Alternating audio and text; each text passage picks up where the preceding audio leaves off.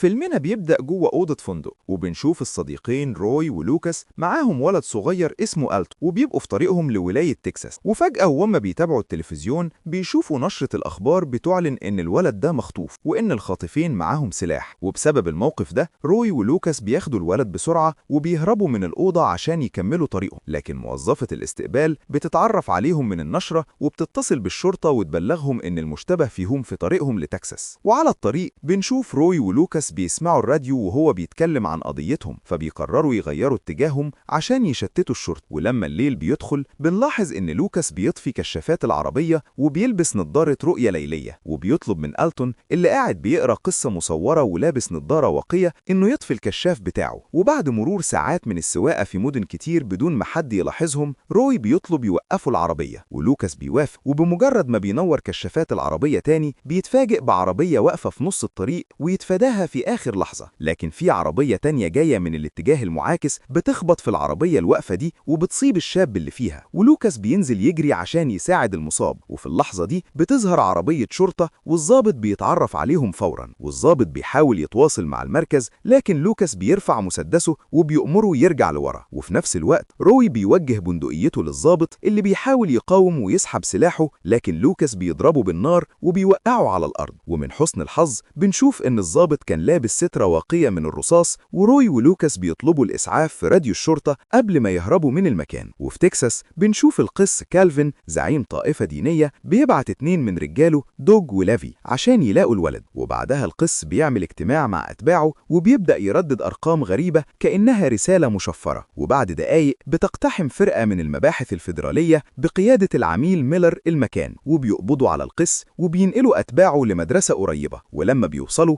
العميل ميلر بيستدعي محلل من وكالة الأمن القومي اسمه الدكتور بول سيفير عشان يحقق مع القس. وبمجرد ما بول بيدخل الأوضة بيبدأ يسأل القس كالفين عن الأرقام المشفرة اللي بيقولها في خطبه. المحلل بيأكد إن الشفرات دي عبارة عن شفرات حكومية سرية جدا، لكن القس بيرد بإن الشفرات دي مش بتاعته، دي جاية من ألتون. وبيوضح إن ألتون طفل عنده قدرات خارقة وبيتكلم لغات كتير وبيقدر يلقط إشارات الراديو والأقمار الصناعية. وبنعرف إن القس أسس ديانته بناء على قدرات الولد ده وكان بيعتبره زي ابنه بالتبني.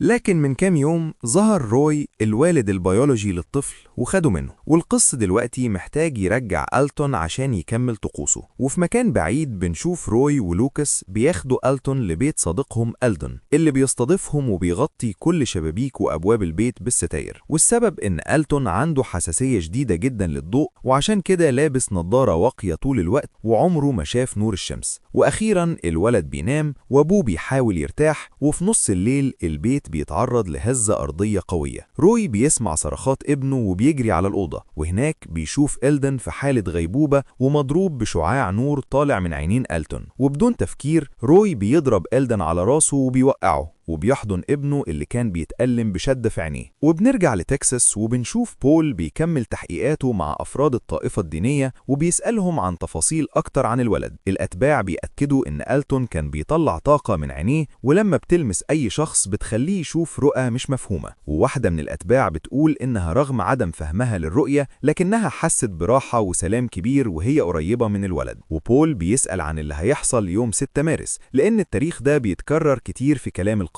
الشابة بترد بإن ده هيكون يوم الحساب، وإن اللي هيكونوا قريبين من ألتون هم بس اللي هينجوا. وبول بيبان عليه الشك بس بيكمل تحقيقاته، في حين إن اللي خلصوا تحقيق بيتم الإفراج عنهم. ومن ضمن المفرج عنهم بيكون دوج وليفي اللي بيبدأوا فورا رحلة البحث عن ألتون بأوامر من القس. والصبح بنشوف الولد حالته اتحسنت بعد الحادثة، ولوكاس بيقرر ياخد عربية ألدن عشان ما يلفتوش انتباه الشرطة. وبعد ما بيجهزوا روي بيواجه ألدن وبيقوله إنه ما كانش المفروض يقرب من الولد. إلدن بيحاول يبرر موقفه وإنه كان محتاج يشوف النور اللي في عينين ألتون تاني، لكن روي بيرفع عليه المسدس وبيقوله إنه مش عايز أي مخاطرة. وبعد مرور ساعات التلاتة بيكملوا طريقهم، وبنشوف ألتون بيسلي نفسه بقراءة قصص سوبرمان المصورة. ورغم إن روي مش مقتنع بقصص الأبطال الخارقين، لكن الولد معجب جدا بسوبرمان اللي جه من كوكب تاني وبياخد قوته من نور الشمس. وهو بيقرأ ألتون بيبدأ يتكلم بلغة بلغة غريبة وجمل مش مفهومة. روي بيخمن إن ابنه بيلقط ترددات راديو، وبمجرد ما لوكاس بيغير المحطة بيلاقوا نفس الكلام اللي ألتون بيردده بالظبط. الموقف ده بيخلي لوكاس يتفاجئ أكتر بقدرات الولد، وبيكملوا طريقهم لحد ما بيقفوا في محطة بنزين. وهنا روي بيستغل الفرصة وبيكلم طليقته سارة من تليفون عمومي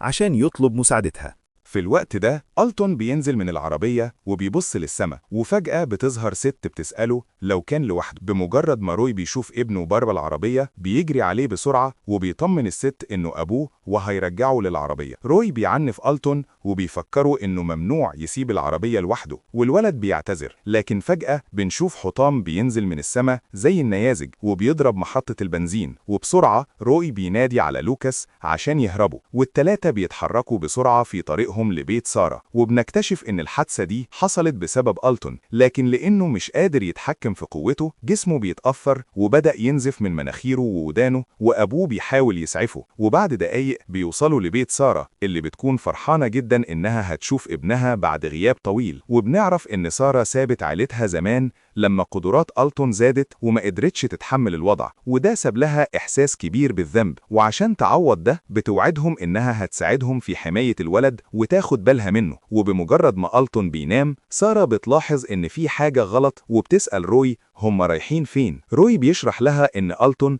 اداله إحداثيات لمكان لازم يوصلوا له يوم 6 مارس بالظبط، ورغم إنه مش عارف إيه اللي هيحصل هناك لكنه مستعد ياخد ابنه لأن كل حاجة هتتكشف في اليوم ده. وفاضل 3 أيام بس على الميعاد ده، وروي بيقرر يباتوا في بيت سارة ويستنوا الليل عشان يكملوا طريقهم. لكن هم ما يعرفوش إن دوج وليفي بيدوروا عليهم ومعاهم سلاح، وبيروحوا لبيت والدة سارة عشان يوصلوا لأي خيط. وبعدها بيروحوا لبيت ألدن اللي روي سابه يعيش في آخر لحظة. ألدن بيضطر يعترف إنهم هربوا في عربيته، ودوج وليفي بيبدأوا يمشوا ورا أثرهم. في نفس الوقت بنشوف العميل ميلر والدكتور بول في محطة البنزين اللي اتدمرت بالكامل بسبب الولد، وبيتكشف إن الموقع انضرب بأجزاء من قمر صناعي أمريكي مخصص لرصد الأسلحة الإشعاعية. كل الأدلة بتشير إن الولد هو السبب، وميلر بيكلف بول بإدارة القضية عشان يلاقي طريقة يتبع بيها ألتون. بول بيوافق وبيلاحظ إن مفيش أي إشعاع في المكان، لكن في ارتفاع كبير في درجات الحرارة وقت سقوط القمر، وبناء على ده بيطلب طيارة بدون طيار عشان ترصد أي تغيرات حرارية أول ما الولد يستخدم قوته تاني. وفي الوقت ده ألتون بيكون نايم، وسارة بتشوف لوكاس بيجهز عربية تانية للرحلة وبتسأله إيه اللي دخله في القصة دي. ولوكاس بيحكي لها إنه كان ضابط شرطة وصديق طفولة لروي، وإن علاقتهم اتقطعت لحد ما روي ظهر من كام يوم مع ابنه وطلب مساعدته. وفي اللحظة دي لوكاس بص لعينين ألتون وشاف الرؤية، ومن وقتها وهو حالف يحميه مهما كان التمن. وأخيراً بعد ما العربية بتجهز التلاتة بيستنوا الليل وبيكملوا طريقهم بالولد لخط النهاية. وفي الطريق سارة بتسأل ألتون لو هو اللي وقع القمر الصناعي على المحطة. الولد بيرد بأيوة، وإنه عمل كده عشان يضلل السلطات اللي كانت بتراقبهم من الفضاء. الرد ده بيخلي روي وسارة ولوكاس ينبهروا أكتر بقدراته، لكن فجأة الولد بيتعب جوه العربية، وروي بيطلب من لوكاس يركن، وألتون مش قادر يتنفس لحد ما سارة بتساعده يرجع لطبيعته. لكن بعدها فورا الولد بيعمل حركة بإيديه كأنه بيلقط حاجة، وبيخرج نور ساطع جدا من عينيه بينور العربية كلها، والنور بيعمي روي واللي معاه لثواني، وألتون بينزل من العربية وهو لسه بينهج. ولما بيستردوا رؤيتهم سارة بتحاول تساعد ابنها، ولوكاس بيقترح يودوه مستشفى، لكن روي بيرفض تماما عشان السلطات ما تاخدوش منهم، وبيبدأوا يتجادلوا. وألتون بيقطعهم وبيقول لهم لازم يهربوا فورا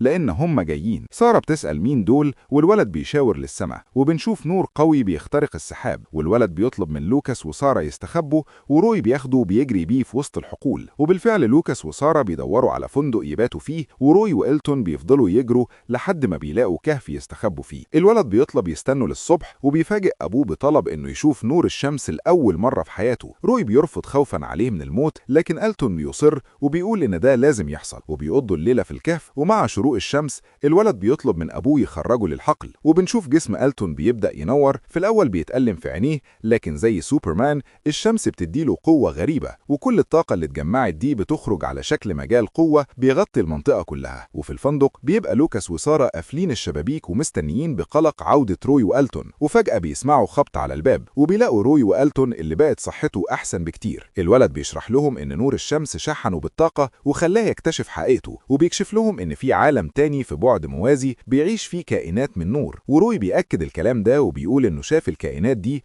وقت ما ألتون خرج طاقته وعمل بوابة للعالم ده. لكن الطريقة الوحيدة عشان ألتون يعبر للعالم ده هي وصوله للإحداثيات في اليوم الموعود. بعد ما بيسمعوا الكلام ده، لوكاس بيجدد وعده بحماية الولد، وسارة بتبدأ تقلق من فكرة فراقها عن ابنها تاني. ومع ذلك مفيش وقت والمجموعة بتجهز عشان تتحرك. لكن وهم طالعين من الفندق، لوكاس بيتضرب بنار بندقية، وبيظهر داج وليفي وبيطالبوا بتسليم الولد. لكن روي بيسحب مسدسه وبيبدأ تبادل إطلاق نار، وداج بيتصاب، لكن ليفي بيتدخل وبيوقع روي ولوكاس على الأرض وبيكتف إيديهم. وبعدين ليفي بيكسر باب الأوضة وبيلاقي سارة مستخبية مع الولد في البانيو، وعينين ألتون بتبدأ تنور. لكن ليفي بيكتم وشه بقماشة وبيربط سارة في الحمام، وبياخدوا الولد وبيهربوا. لكن سارة بتستخدم كل قوتها عشان تفك نفسها وبتخرج تفك روي. ومن حسن الحظ لوكاس كان لابس سترة واقية ونجا من الرصاص، والتلاتة بيجروا للعربية عشان يلحقوا الخاطفين.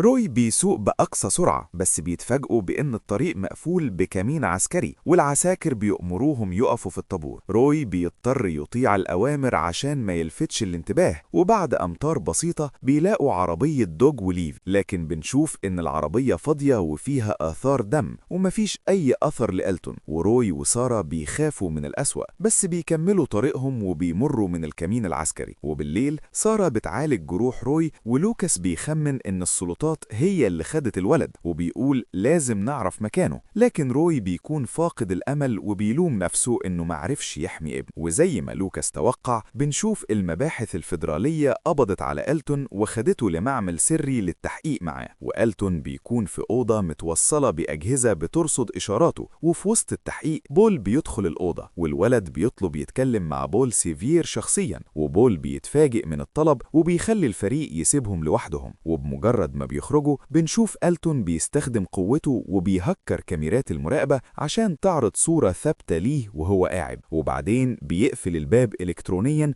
وبيطلب من بول يقرب، وبول بيقرب بخوف من قدرات الولد وبيسأله لو كان سلاح أو حتى المخلص زي ما الطائفة بتقول. لكن ألتون بيأكد إنه ولا ده وإنه كائن من عالم تاني ولازم يرجع له في أسرع وقت. وعشان يثبت كلامه بيطلع نفس النور من عينيه وبيملى الأوضة وبيخلي بول يشوف الحقيقة لأول مرة. في نفس اللحظة دي بنشوف روي واقف على طريق ومش عارف يعمل ايه، لحد ما بيسمع تليفون عمومي بيرن. ولما بيرد بيلاقي بول على الخط بيقول له انه معاه الولد وهيرجعه له. وبول بيأكد له انه فك شفرة ألتون وسجل احداثيات المكان اللي لازم يروحوه بكرة يوم 6 مارس. وفي المعمل ألتون بيبص العربية في الجراج وبقوته بيفتح الأبواب وبيدور العربية وسط ذهول بول من اللي بيشوفه. وفي نفس الوقت العميل ميلر والشرطة بيدوروا على الولد اللي قطع الكهرباء عن القاعدة كلها. وبمجرد ما بيشغلوا المولدات بيبعدوا جنود يطاردوا ألتون وبول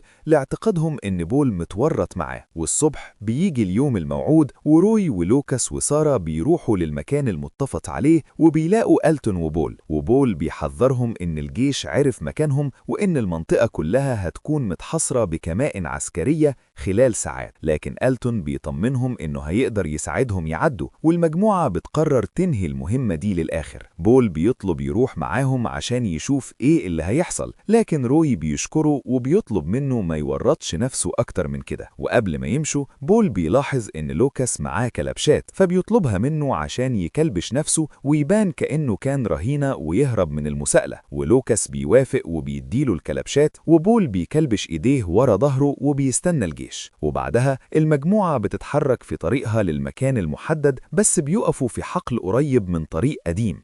هناك روي بيلبس ألتون وسارة سترات واقية، والعيلة بتحضن بعضها قبل التحدي الأخير. وروي بيروح للوكاس وبيقول له إنه عمل اللي عليه ويقدر يمشي دلوقتي، لكن لوكاس بيرفض وبيصمم يكمل للآخر. والأربعة بيركبوا العربية، وألتون بيقول لهم إن المكان قرب، لكن زي ما بول قال الطريق مقفول بكمين عسكري مسلح. ومع ذلك روي مش بيستسلم، وألتون بيلقط إشارات الجيش وبيقول لهم إن الأوامر إنهم ما يضربوش نار إلا إلا لو اتضرب عليهم الأول. لما بيسمعوا كده روي ولوكاس بينزلوا أسلحتهم وبيسوقوا بأقصى سرعة ناحية الكمين. الجنود بيضطروا يوسعوا الطريق والعربية بتعدي الكمين، لكن الأسلاك الشائكة بتقطع كاوتش العربية. ورغم كده ألتون بيأكد إن المكان بقى قريب جدا وبينزل يجري مع أمه في الحقل، وروي ولوكاس بيكملوا بالعربية عشان يشتتوا الجيش. وبفضل التشتيت ده ألتون وسارة بيوصلوا للإحداثيات المطلوبة بالظبط. الولد بيتقدم لوحده، وبمجرد ما الشمس بتلمسه بيبدأ يطلع مجال الطاقة اللي بيغطي المنطقة كلها. في نفس الوقت بنشوف روي ولوكاس بيحاولوا يهربوا والجيش وراهم، وفجأة بيشوفوا مجال الطاقة ده بيتمدد، وجوه المجال ده بتبدأ تظهر هياكل ومباني عملاقة من العدم. الطاقة دي بتكشف عالم ألتون الحقيقي للكل، والولد بيشوف قدامه سلم ضخم. روي ولوكاس بيكونوا في قمة الذهول من المنظر، لكن إطار العربية بينفجر والعربية بتتقلب بيهم في نص الطريق. لحسن الحظ الاتنين بيطلعوا سلام، والجنود بيقربوا منهم وهم مش مصدقين اللي شايفينه قدامهم. وبعد ما البوابة بتتفتح ألتون وسارة بيشوفوا كائنات النور بتقرب من الولد وكأنهم بينادوه يروح معاهم. وقبل ما يمشي ألتون بيبص لأمه النظرة الأخيرة وهو مبتسم. وبعد الوداع ده مجال القوة بيختفي تماما والولد بيتنقل لعالم تاني. بعد كل اللي حصل بنشوف سارة بتبكي، لكنها مرتاحة لأنها عارفة إن ابنها دلوقتي في مكان أحسن. أما روي ولوكاس فالسلطات بتقبض عليهم، لكن بنشوفهم في قمة السلام النفسي لأنهم نفذوا مهمتهم. وبعدين بنشوف لوكاس في غرفة التحقيق والمحقق بيسأله عن مكان الولد وأمه، ولوكاس بيرد بإنه ما يعرفش بس متأكد إن ألتون في مكان أبعد بكتير من متناولهم. المحقق مش بيقتنع وبيجيب خبير يكمل التحقيق، وبيظهر بول اللي بيبدأ يسأل لوكاس بشكل روتيني، بس الاتنين من جواهم عارفين الحقيقة وإن ألتون في أمان. وفي مكان تاني بعيد بنشوف سارة قدرت تهرب من الشرطة وقاعدة في فندق، وبتبتسم لأنها أنقذت ابنها في آخر لحظة، وبتقص شعرها كعلامة إنها هتبدأ حياة جديدة. أما روي فبيفضل محتجز عند الجيش وبيحطوا مجسات على راسه عشان يدرسوا حالته. وفي المشهد الأخير روي بيخرج لبره وبيبص للسماء، بيشوف نور قوي بيفكره بابنه. والجزء من الثانية بنشوف عينين روي بتطلع نور خفيف شبه طاقة ألتون بالظبط، وكأن روي كمان جزء من العالم ده وممكن في يوم من الأيام يتقابلوا هناك تاني.